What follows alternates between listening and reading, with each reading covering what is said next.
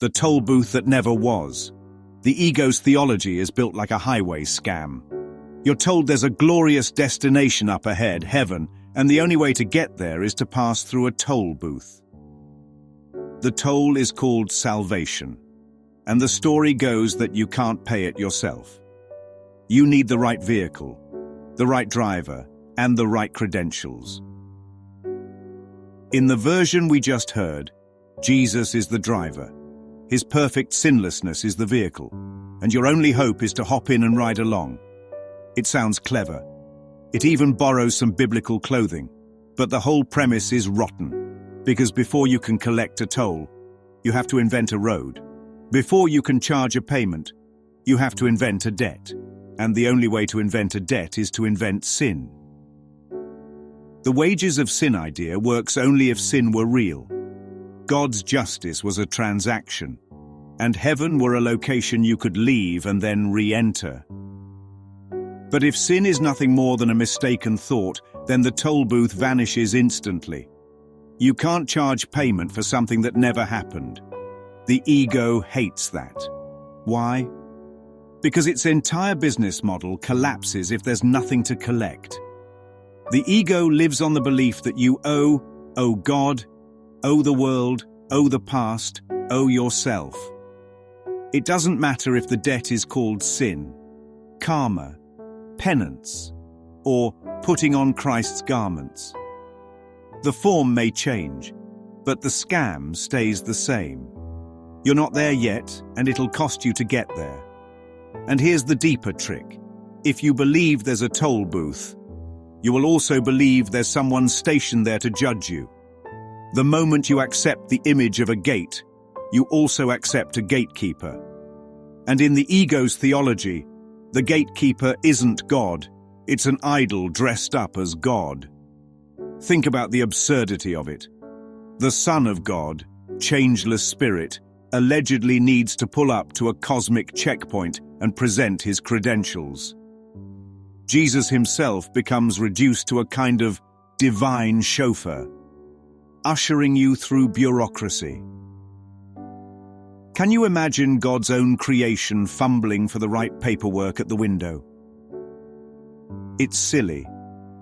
And yet, the silliness works, because it gives the mind something to do. If you believe there's a toll to be paid, you can spend a lifetime preparing to pay it. You can rehearse your testimony, perfect your moral record, cling to the right beliefs, anything to feel more certain you'll pass inspection. The game keeps you busy. And most importantly for the ego, it keeps you from realizing you were never on the road in the first place. The truth is much simpler. You are already home. The Course says that salvation is a present remembrance, not a future reward. It is not earned, it is not bought, and it certainly isn't smuggled in under a false identity. The idea that you have to sneak in on Christ's coattails assumes you are outside, unwanted and unworthy. That is not God's voice. That's the voice of the toll collector, and it speaks only for fear. Here's the real kicker. If you tell the toll collector there is no road, no booth, no fee, and no debt, the whole set disappears. You're not avoiding the payment. You're seeing that nothing was ever owed. And in that moment, you're free. This is why Jesus didn't pay for sin. He demonstrated that sin has no effect on what God created. He didn't carry a load of filth into hell, drop it off, and then slip past the guard. He showed that the guard isn't there. The gates are wide open, and heaven is not a place you travel to, it's your state of being. So why do people cling to the toll booth story? Because without it, the ego has nothing to sell. The toll booth gives you a role. The passenger, the sinner in transit, the one who needs rescue. Remove the booth and you remove the self-concept. And for the ego, that's the real threat, because that's the end of it. Who actually enjoys paying tolls? No one. People avoid them, complain about them, or treat them as a necessary evil. And yet in the ego's religion, the toll is framed as a privilege, the cost as proof of love. But real love has no price tag. God doesn't meter his presence by the mile. There's no pay-per-view for eternity.